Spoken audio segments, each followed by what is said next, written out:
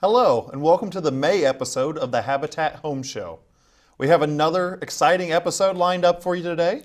Today, you're going to see what happens to your donation after you call the Restore or schedule it online, have it picked up, and then brought back to the Restore to be sold in order to build homes in the community.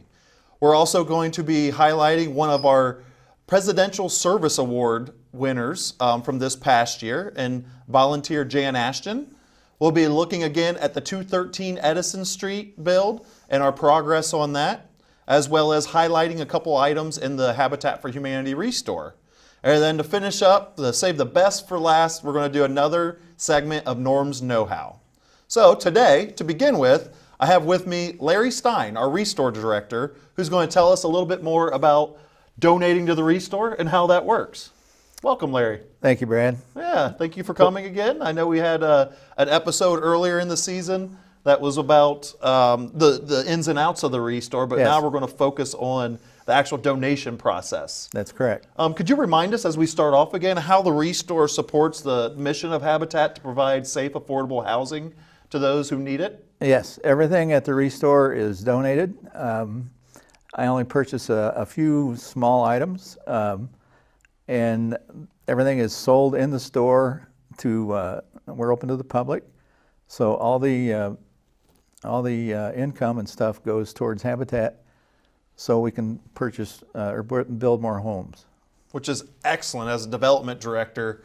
And I'm responsible for raising funds, but the Restore actually provides us with extra resources in order to build more houses in the community. So it's not all fundraising then. Right. The Restore is like a fundraising arm of the affiliate. Yes. So what items do you accept in the Restore? Say somebody wants to donate something. What will you take? Are there things you won't take, I should say? There are things we will not take. We don't take paint, mattresses, any water heaters, any appliances that are broke or not working, roofing, shingles, numerous things. We have a complete list on our website. Okay, and what is the website? It's www.daytonhabitat.org. Gotcha. Thank you. And so what's like your most popular item in the Restore?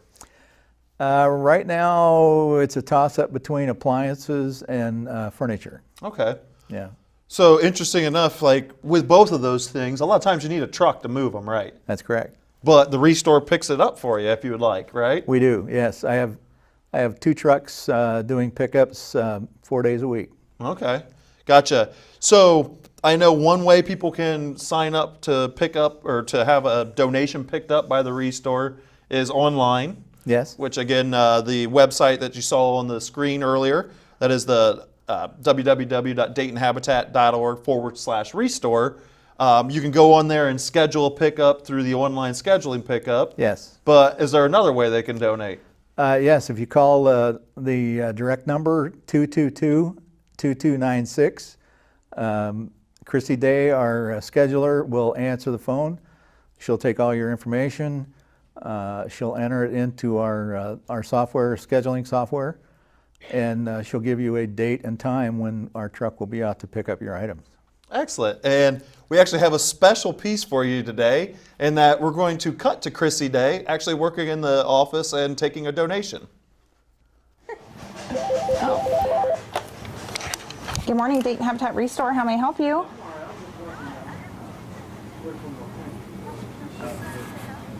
We do. May I ask your zip code, and we'll see when we are in your area next. You waiting to check out? Okay, so it looks like the next time we will be in your area would be, we actually have a pickup in your area tomorrow. We can schedule you for 12 o'clock if that's good. Okay, so Saturday, May 14th at 12 o'clock. And what kind of items do you have? Okay.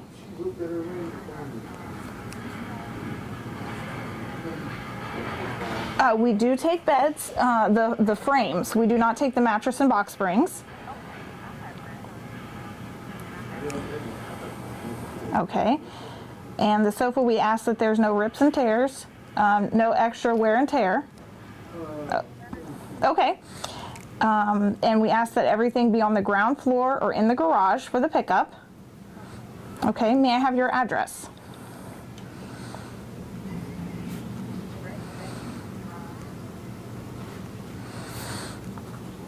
And that's Fairborn. Okay, may I ask your name?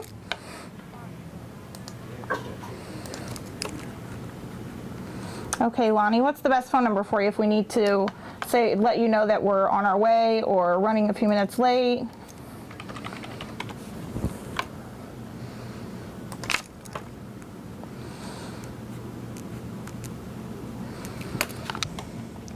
Okay, I've got you down for tomorrow, the 14th at 12 o'clock. We'll see you then. Thank you. Bye. Okay. Thank you, Chrissy. That's great. And we get a lot of calls each day from people wanting to pick up their donations, don't we? Yes, we do.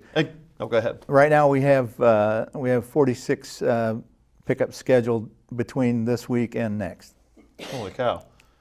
So that seems to be a popular way, and I think it's what differentiates us from other organizations that you can donate things to, because not many pick up. That's correct. Yeah, a lot of organizations don't pick up anymore.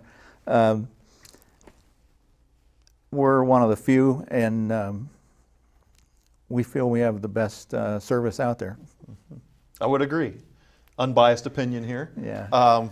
So how long on average does it take for, from that phone call to Chrissy or scheduling online to the actual pickup of the donation? Right now we're within 5 days. Within 5 days. Of pickup from the time we get the information. And is there a benefit to scheduling online in that? There is. You can go online and schedule at any time during the day or night. And even in the middle of the night, you can schedule online, and our software will let you choose what day and basically what time you want to have us out to your house. Excellent. So I guess so when you schedule online, the truck's going out to pick up your donation, how does the donor know when you're coming? Is there like a window of time that is allotted? There is, and our drivers usually will contact the donor that morning to let them know we're coming. And each truck driver has a tablet that connects with our Vonago software, so they can see their route. They can see what donor is next and what items they have to pick up. And if they have more items, they can add it to the donation receipt. And if the donor would like a receipt emailed to them, they just sign the tablet and it gets sent right to their email. Well, technology does some great things. It does. It does. So a lot of the donations we get are from individual donors. Yes. But we also get corporate donations, correct? We do. We have a number of really nice corporations in town that are helping us further our mission. Morris Furniture is one that comes to mind. They donate a lot of returned items that was returned to their store. Everything is, we usually pick it up every 2 months, and it's usually 1 or 2 truckloads of items. We put that on our floor and discount it to our standards, and it usually sells really well. What are your standards? Can you remind us? We usually go 50% of retail, depending on the quality of the item, if it's new or used or the type of item.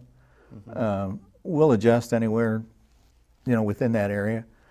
And if the item is on the floor within 7 to 10 days, we'll discount it a little more.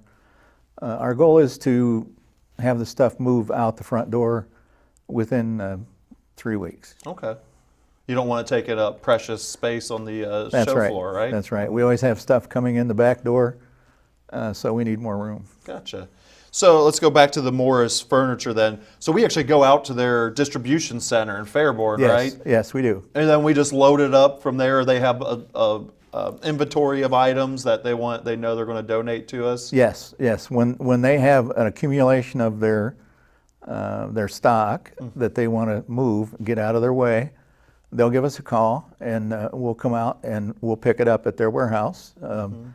They give us the dock door that we need to back up to, and a lot of times their helpers or their employees will help us load. Oh, excellent. Yeah. Because there's only, 2 people on a truck roughly, right? Yes, yes. And it's usually one employee and one volunteer? One employee and one volunteer.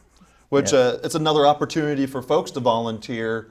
That's not necessarily the build site. That's one of the biggest needs we have in the Restore We do. volunteers, right? Yes, yeah. So Yeah, we're always looking for really good help. Any volunteer or any person that is looking for a day that you want to come in and help out at the store, we'd love to have you. Anything from cleaning shelves, stocking shelves, waiting on customers, numerous things. No experience required. we'll teach them, right? Yes. So after we pick up, let's say the Morris donation, obviously the staff member who's driving and the volunteer then will bring it back to our Restore. What Yes. happens when it comes into the Restore then? When it comes into the Restore, the items will be taken off the truck. They'll be cleaned, inspected to make sure they're not broken, and all the if it's a cabinet, make sure all the doors and drawers are there. Make sure there's no doors that are loose or anything. And once it's cleaned, they'll put a price on it, and then they'll move it out to the front sales area. Okay. And so that's a pretty seamless process then, and it's all volunteers doing that as well, right? It is. It is. We have one or two employees that are working in the back. Mm-hmm. They take turns going from the front to the back and supervising volunteers to make sure each volunteer has something to do. We don't want them standing around because if a volunteer stands around, they feel helpless or useless. Mm-hmm. So we want to make it a rewarding experience for a volunteer. We want them to come back. Most of all, we want to have fun. Mm-hmm. We like to have fun at the Restore. We get a lot of work done, but I believe in having fun while we work. And it's a good spot just to be able to, people of all abilities and ages can come in and work in the Restore in the various capacities, whether it's at the desk or in the back working with the items and the inventory that comes in. Yeah, the Restore, its lifeblood is donations. Mm-hmm. The more donations we get, the more money that we're going to make. Gotcha.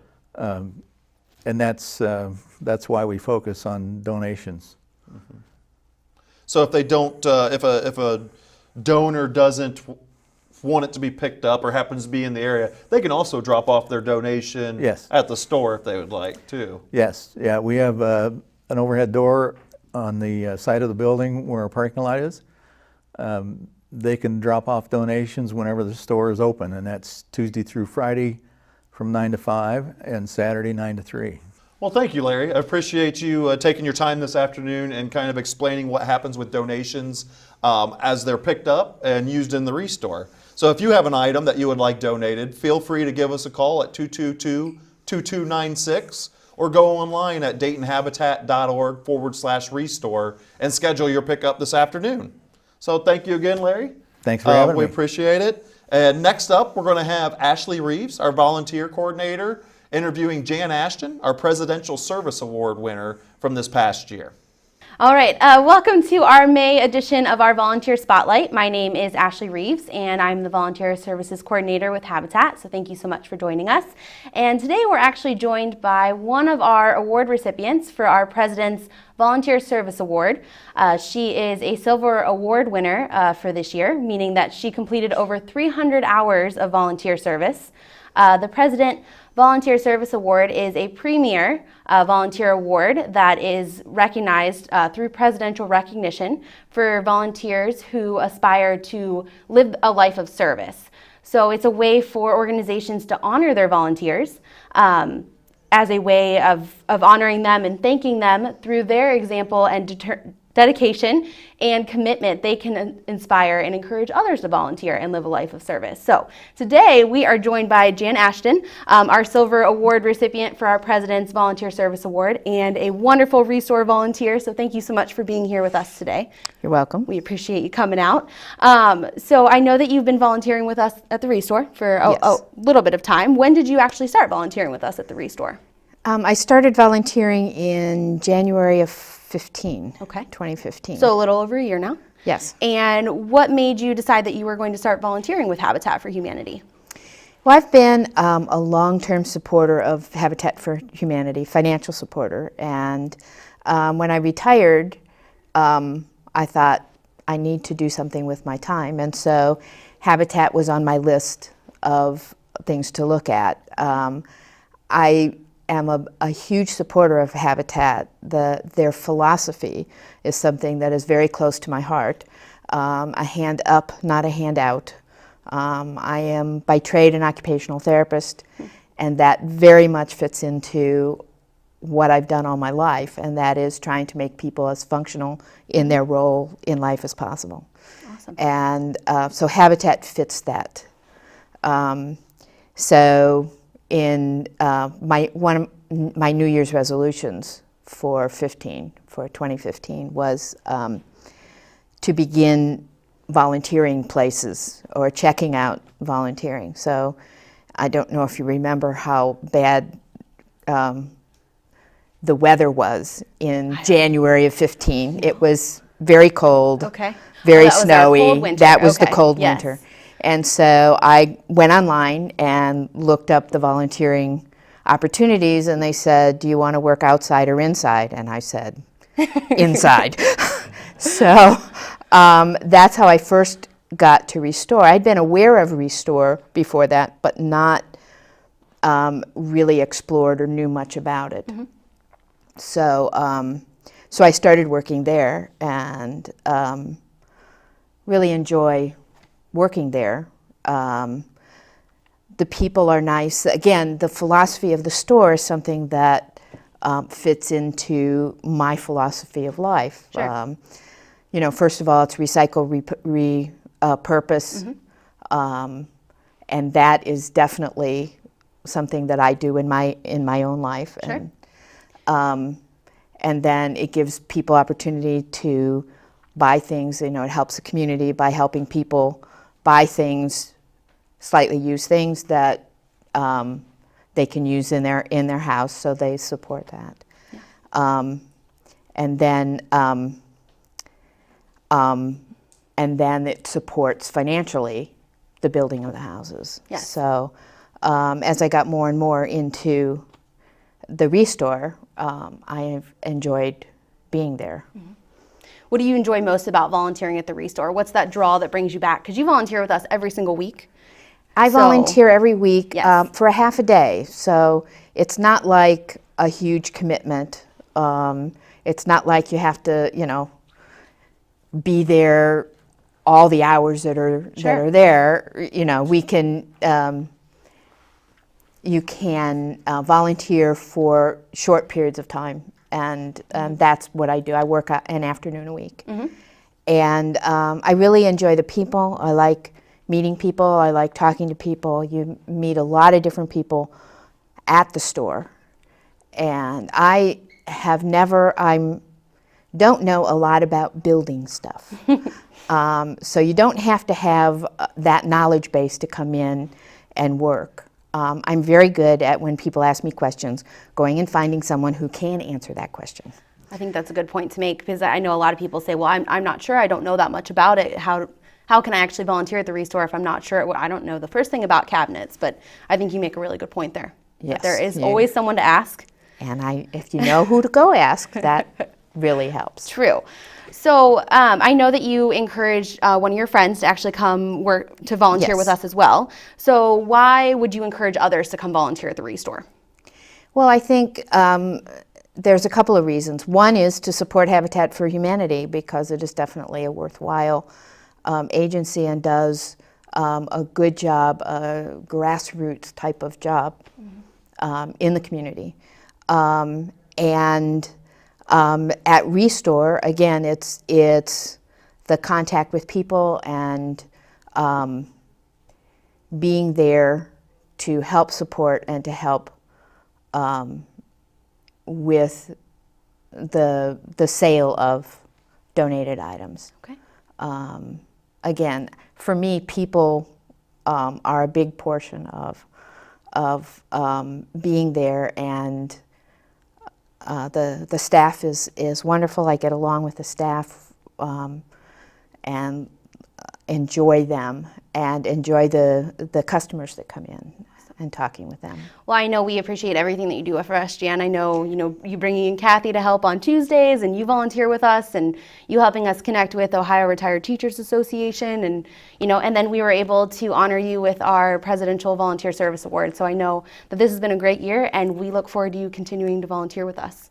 Thank you. I So- plan to. Good. So thank you so much for joining us today. If you're interested in volunteering with us at our Restore, you can contact me at 937-586-0860, and I'm at extension 29, or you can visit our website at daytonhabitat.org/volunteer. Thank you so much. Now we'll focus on some of the items that we have in our Restore. As you'll see on the screen, we have some bedroom sets that you can set up in any bedroom, a variety of sizes. All you need is your box springs and mattresses, and you can put them right together and be sleeping on them this evening.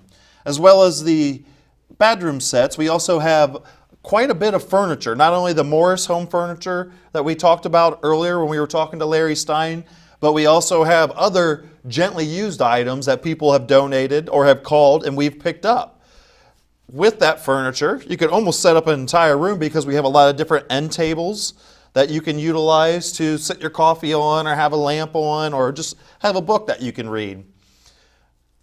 To get ready for the warm weather that we hopefully expect, not so much today and yesterday, we also have some patio furniture for your patio or outside living area. So come into the Restore at 115 West Riverview Avenue, check these items out, and purchase them to help us build more homes in the community. Now let's take a look at our 213 Edison Street house. The house is coming along quite well. We still are looking at a end of June finish, so we should be completely finished. And as we stroll through the house virtually on screen, you'll notice that the siding is all finished on the outside of the house. Volunteers are still working to finish the siding on the garage. The drywall has been hung, and in many places it's in its finishing stages. But in the front room, the drywall has been painted, and we're ready for trim work. The front porch is also finished, so we utilized some of those really nice days we've had in the last couple weeks to finish up the front porch. And as we go upstairs, you'll see that all the upstairs bedrooms are painted and getting ready for the trim work. So we look forward to dedicating this house again at the end of June for Remedios Lopez and her family. So we look forward to that, and keep an eye out for our next episode where we'll probably see the finished product. Now it's time for everybody's favorite segment, Norm's Know-How. Today, Norm Iozzi's here with me, and he's going to show you how to paint like a pro. Norm, welcome back, and we can't wait to hear how this is going to work, because it's my understanding that painting well, I should say, is actually a really hard thing to do. Well, yes and no, Brad. That's actually one of the things I want to talk about. I think one of the things is everybody paints. Everybody has to, everybody paints their house. So of course our partner families will eventually paint their homes and get everything just the way they want it. But what you don't realize, or many people don't realize, is that it's the tools that make the difference.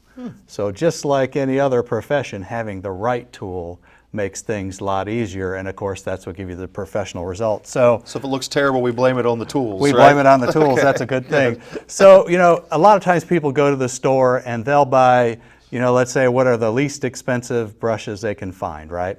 And so these kind of brushes here, they'd be okay if you were just going to maybe paint your foundation on your house and something where it really didn't matter. But you can see the bristles are just kind of square, and there's really not much to them, and they actually will leave a lot of paint streaks. So what I suggest is, if you watch the professionals, they'll have professional brushes. And You know, this is a Worcester brush, and we have Purdy, which is another brand. And, you know, I guess a good brush, you'll probably pay $15, $20, $25 for. But if you take care of it, they last forever. And so the difference between a good brush and a bad brush is the bristles, right, are, of course, they're a lot softer on the top. They're a lot more pliable. And where that makes a difference is when you go to, you know, especially cut in at the top of your wall, or when you're cutting along the edge of a door, if you notice, you know, the pro painters don't put, you know, blue tape, which blue tape is okay if you really are uncomfortable doing that. But the reason they don't do it is because the brush actually is a good brush and will hold a nice straight edge. And so kind of what I wanted to show you is, if you would imagine, now I've brought a smaller brush, and something about it, if you notice, old brush, and it has this is not the packaging. This is actually meant to, when you wash the brush, it's a shaper, so it keeps the brush and the bristles from going like this, so that next time you go to use it, you know, of course, it's just as bad as a bad brush. But when you dip your paint, right, and then when you go to cut along the edge of a line or the edge of a ceiling or something like that, one thing is a good brush will hold paint. It doesn't drip down, it doesn't run. But when you go to cut along the edge of a wall, pretend the line is the actual ceiling, all you do is take the corner of the brush and simply keep it just the corner right along the edge. And if you don't hit the corner, you're actually better, because then you're not painting your ceiling. A lot of times you go and you see a place where there's ceiling spots. Mm-hmm. But the idea is you get it along the edge, keep just that good brush right along the edge, and then move along. And then once you get the top part cut in, then you can go back and, of course, brush in the bottom. And if you do that, I guarantee you'll end up with professional results. So that's the part about brushes. Now, something I'm not going to talk too much in detail about, but something else that's a handy tool if anybody really wants to do some touch-up is the little mini rollers they've come out with. And these are the greatest things since sliced bread. You probably don't want to paint your entire house with these. They do have longer rollers for them. But the nice thing about these is if you're touching up a wall, okay, if you imagine when they painted your wall, they used a roller. And so by using a roller to do your touch-up, it actually blends way better, if that's technical terms, way better, than just trying to use a paintbrush where you see actually the paint or the lines of the brush. So if you want your house to look professional and your painting to look professional, go ahead and use the professional tools. Excellent. Well, thank you, Norm. Sure. That's very helpful. And I'm sure that'll help many of our viewers at home as they go to update their house this spring and through this summer, and maybe get a little creative with the colors they want to use. So again, thank you for the tip. If you have anything you would like to see on Norm's Know-How, please email Norm at normsknowhow@daytonhabitat.org. Well, we've wrapped up another episode of the Habitat Home Show. Thank you so much for watching. We hope you learned something about our Restore and its donation process, as well as volunteering in the Restore and how to paint like a pro from Norm. So we look forward to our next episode in June, and we'll see you then.